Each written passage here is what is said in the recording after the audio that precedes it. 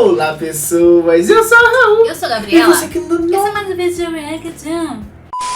Assim, muitas coisas antigas que hoje em dia não pode. Tá, se a gente for listar aqui, a gente é até processado, não é mesmo? Então deixa quieto. Mas a gente confessa que tem coisas que a gente queria que voltasse. Mas vamos ver as coisas mais bizarras e estranhas. E com esse vídeo, minha mulher... Coisas estranhas que no passado não eram normais. Canal Top 10, linkção do vídeo, beleza? 1, 2, 3 e... Os costumes foram adaptando-se ao nível de conhecimento e à situação econômica e política das épocas pelas quais os povos atravessaram. Existem coisas que eram comuns há anos atrás e hoje nos parecem absolutamente insanas ou até cômicas. A maioria dessas mudanças foram consideradas evoluções. Hoje você confere 10 coisas estranhas que no passado eram normais. Encomenda especial. Qual o limite do que pode ser enviado pelos correios? Hoje sabemos que um pacote cujos lados somam 300 centímetros e o peso máximo é de 30 quilos pode ser transportado. No entanto, os carteiros de antigamente já puderam levar pacotes mais curiosos. Quando os serviços postais começaram, haviam poucas regulamentações e muitas brechas sobre o assunto. Aproveitando-se disso, alguns pais enviavam seus filhos para a casa dos avós, sendo transportados por carteiros conhecidos. O caso mais famoso foi o da garotinha May Pierstorff, de 5 anos de idade, que utilizando os serviços do Parcel Post nos Estados Unidos, percorreu 120 quilômetros até a casa dos avós e foi entregue sã e salva pelo carteiro e seu primo Leonard Mockel. Certamente, ao observar que a estratégia havia se tornado uma tendência na época, a empresa estabeleceu a proibição de transportar crianças em 1914, mas elas só deixaram de circular assim no ano seguinte. Realmente outros tempos. Uso de cigarro durante a gestação. Por um longo período, o cigarro foi um símbolo de status e autoconfiança. De Hollywood às propagandas televisivas, o hábito de fumar alcançou o público de todas as idades e classes sociais. O tabagismo era considerado algo saudável e seguro, e o hábito era estimulado mesmo entre as gestantes. Nas décadas de 40 e 50, alguns médicos eram a favor do consumo diário de até 4 cigarros para as mulheres grávidas. Se inicialmente a correspondência entre o uso de cigarro e efeitos nocivos sobre a saúde de seus usuários não era bem expressa, o avanço nas pesquisas e a percepção dos altos gastos públicos para o tratamento das doenças provenientes do tabagismo originou campanhas diversas contra o hábito de fumar. Felizmente, hoje temos a consciência embasada cientificamente dos malefícios do cigarro à saúde materna e da criança que está sendo gerada. Arejamento infantil. Tendo em mente a importância da exposição regular das crianças e bebês ao ar fresco para a manutenção de boa saúde diante da falta de espaços arborizados nas áreas externas e espaços excessivamente exíguos no interior das moradias, foi criado em 1922 um mecanismo para ser anexado às janelas dos apartamentos e que permitia que os bebês tivessem acesso ao tão almejado ar fresco. A invenção consistia em uma gaiola de ferro e arame com teto inclinado para proteger as crianças das intempéries como chuva e neve, e deveria ser pendurada do lado de fora dos edifícios como parte da extensão da janela de qualquer cômodo do apartamento. O interior da engenhoca poderia ou não ser forrado com tecido macio para que o bebê pudesse dormir enquanto suspenso a vários metros do chão, seguro apenas por hastes de ferro e alguns parafusos ao redor da esquadrilha das janelas. As mães podiam deixar alguns brinquedos nas gaiolas e manter seus pequenos ocupados durante todo o dia. E assim, muitas o fizeram. Com o aumento das preocupações em relação à segurança das crianças, essas gaiolas caíram progressivamente em desuso, sem deixar relatos de acidentes e ferimentos causados pelos seus usos, felizmente. Barbeiros cirurgiões. Quando um homem deseja mudar o corte de cabelo, aparar a barba ou ajeitar a sobrancelha, ele vai até um barbeiro, correto? Da mesma forma, se uma pessoa está com dor em um dente ou um ferimento que precisa ser suturado, vai até um hospital ou clínica para receber os cuidados necessários de um médico ou enfermeiro. Parece óbvio, mas nem sempre foi assim. Até o século XVIII, a profissão de barbeiro e médico se confundiam, e desde a Idade Média, os profissionais que atuavam tanto na estética dos cavalheiros quanto na saúde das pessoas eram chamados de barbeiros cirurgiões ou cirurgiões barbeiros. Os barbeiros cirurgiões estavam abaixo dos médicos propriamente dito e dos cirurgiões, profissionais com educação formal e que cuidavam de outros serviços considerados mais técnicos e difíceis de serem executados. Esses prestadores de serviços normalmente não possuíam educação formal e atendiam em monastérios e outras instituições atendendo os menos abastados. Estes barbeiros não existiam apenas na Europa. No Brasil, no século XIX, os barbeiros cirurgiões eram eram homens negros que atendiam em frente a algum comércio e cujos clientes eram outros escravos. Não costumavam cobrar pelas consultas e forneciam os medicamentos e tratamentos mediante o pagamento de uma quantia. Creio que a perspectiva de como eram estes atendimentos torna os hospitais bem mais acolhedores, não acha?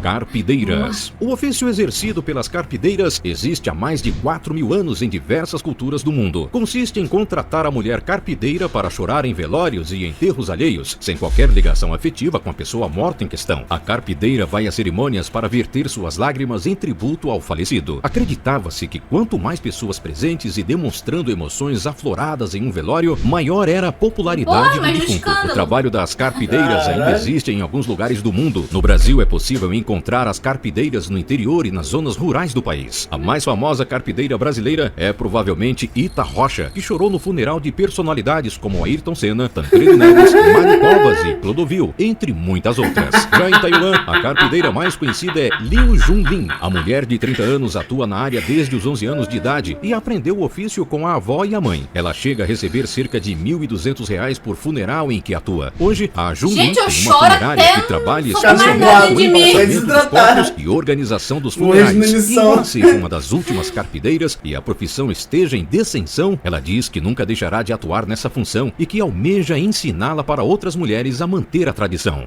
1001 utilidade das excretas. No Império Romano havia clara dificuldade de se livrar dos excrementos humanos de forma prática e higiênica. Os romanos encontravam, portanto, usos alternativos para sua urina e fezes. A urina, após degradada, é rica em compostos nitrogenados, como amônia, e por estranho que pareça, possui propriedades de limpeza. Para manter os tecidos de suas roupas macias e brilhantes, os romanos mandavam as peças para um local chamado fulo. As togas eram colocadas em tinas cheias de urina e haviam pessoas que pisoteavam o tecido. Depois, eram adicionados pó e cinzas para auxiliar na lavagem. O resultado final eram tecidos brancos e brilhantes como novos. Quanto ao cheiro, podemos imaginar, não acha? A urina também era usada como clareador dental. Sim, eles bochechavam tanto a urina humana quanto a urina animal para obter um sorriso mais branco e brilhante. Além dos usos já citados, os romanos ainda utilizavam a urina no cultivo de frutas mais suculentas. As lindas romãs cultivadas em Roma eram um exemplo dos cultivos que usufruíram das propriedades do xixi dos habitantes locais para crescer fortes. E quanto às fezes? Essas eram usadas como fertilizantes na adubação da terra, sob o risco de facilitar na proliferação e disseminação de doenças e até na curtição do couro. Neste segundo caso, a peça era primeiramente submersa em urina e depois colocada em fezes de cães ou humanas para amolecer o couro. Só consigo imaginar o quanto esse pessoal deveria cheirar bem. Na Escócia, acreditava-se que o esterco de cada animal oferecia um uso distinto. Por exemplo, o esterco suíno fresco poderia ser usado para conter hemorragias nasais, ao passo que o esterco de ovelha era usado para o combate da varíola. Sutiãs de bala ou torpedo.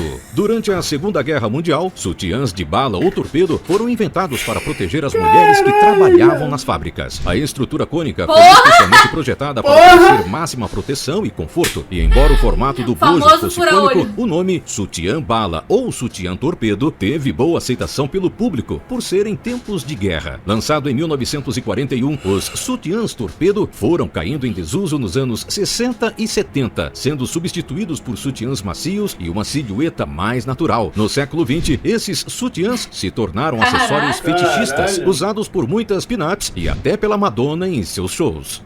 Trepanação. A trepanação é uma cirurgia que consiste na abertura de um ou mais buracos no crânio. Essa cirurgia era considerada um procedimento coringa, sendo na concepção de seus defensores da época a solução para vários tipos de doenças, desde ferimentos cranianos a doenças mentais. Os arqueólogos sugerem ainda que a trepanação poderia ter propósitos religiosos, como o exorcismo. De fato, a técnica da trepanação era usada para aliviar a pressão excessiva causada pelo sangue no cérebro, no caso de uma lesão ou pela existência de demônios. No caso do exorcismo, quando a vítima pode ter sido óbito... assim, exemplo assim, que é uma incógnita, não sabe se é o certo, mas provavelmente vai que é igual os AVC. Tem AVC que faz o certo, tem gente que arranca, quando dá um AVC arranca o tampão, tem gente que guarda até num lugar, o médico bota na barriga até sei lá, o desinchar e tudo, e depois bota no lugar de novo, tá? É Assim, bizarro, né? é bizarro, tem AVC que é foda. A causa era a falha do procedimento religioso e não o absurdo médico ao qual estava sendo submetida. Sabe-se que é o procedimento cirúrgico mais antigo conhecido, existindo evidências de seu uso desde as civilizações pré-colombianas até as primeiras civilizações europeias. Inúmeros instrumentos eram utilizados para a perfuração caraca, e foram sendo modificados com o passar do tempo, de pedras pontiagudas, misturas e serras primitivas até vidro. Felizmente, para nós, o conhecimento empregado na neurocirurgia evoluiu e a trepanação só é usada em casos extremos e para extirpar tumores ou coágulos cerebrais. Discriminação regulamentada. Em uma época de acelerado crescimento da população urbana, os norte-americanos passaram a ter contato diário com uma ampla gama de pessoas. Esse cenário exacerbou as primeiras ideias sobre a eugenia de raças, em um movimento conhecido como Cidade Bonita. Esse movimento nasceu da ideia de que as cidades deveriam ser o mais esteticamente puras possível e permitiu o surgimento de diversas leis discriminatórias. Neste contexto, em 1881, o vereador chicagoense James Peavy criou e conseguiu a aprovação de uma lei que proibia que qualquer pessoa doente, deficiente, mutilada ou com quaisquer deformações físicas pudessem andar às vistas dos demais membros saudáveis da sociedade. Se uma dessas pessoas, dentre elas os mendigos, fosse encontrada perambulando por um fiscal, estaria sujeita ao pagamento de uma multa que ia de $1 a $50, dependendo de quão feio fosse. Aqueles que não pudessem pagar a multa eram encaminhados para um asilo. Com a ocorrência da Segunda Guerra Mundial, muitos americanos sofreram ferimentos sérios nos frontes de batalha, retornando aos seus lares deficientes ou mutilados. Diante desta nova realidade, a lei foi caindo em desuso. Justiça seja feita. Autoimolação feminina, Sati. A cultura indiana é riquíssima e marcada por inúmeras peculiaridades. Dentre lindas festas e danças, uma forte religião e organização social rígida, mesmo nos dias de hoje, há um lado obscuro, a prática da Sati. Inicialmente, essa prática era um ato voluntário considerado corajoso e heróico, no qual a viúva se jogava na pira funerária do esposo e ali queimava até a morte. Para os hindus, o Sati simboliza o encerramento de um casamento. Era um sinal de obediência e devoção da esposa ao marido, que deveria segui-lo mesmo na morte. Portanto, tornou-se uma prática forçada e ainda que não se jogassem na pira funerária, as viúvas deveriam encontrar a morte por outros caminhos. Sem o marido, não possuíam um papel naquela sociedade e se não houvessem filhos que a sustentassem, o Sati era a única saída vislumbrada para aquela mulher, a fim de impedir que ela se tornasse um estorvo do grupo. Ai.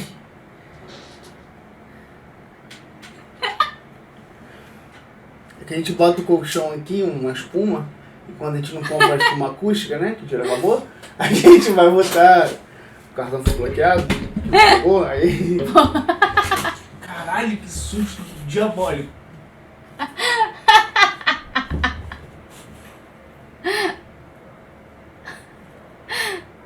Nossa, gente, deu um...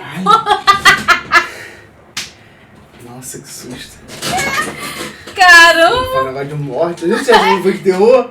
Nossa, tem um vídeo de terror pra assistir daqui a pouco. A gente faleceu Grupo aqui. social. O Sati alcançou seu auge entre os séculos XV e XVIII e estima-se que nesse período cerca de 1000 viúvas foram queimadas vivas todos os anos, em especial na Índia e Nepal. A exceção para a prática da autoimolação era se a viúva tivesse filhos muito pequenos, estivesse grávida ou menstruada. Atualmente, a prática é proibida e os casos de Sati são raros, mas ainda existem. O caso moderno mais notório ocorreu no Rajastão em 1987. Uma jovem de 18 anos, Rupi Kanwar, sentou-se na pira com o corpo de seu marido. A polícia acusou o sogro e o cunhado da moça de forçá-la ao ato. Embora a ocorrência tenha gerado revolta dentro e fora da Índia, os dois foram absolvidos por um tribunal indiano em 1996. Não é fácil ser mulher.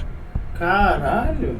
É isso, pessoal. Me conta o que você achou aqui nos comentários. A coisa mais estranha na sua opinião. Conte-me se souber de mais coisas. Seu comentário pode aparecer numa próxima parte. Não esquece daquele like e até a próxima.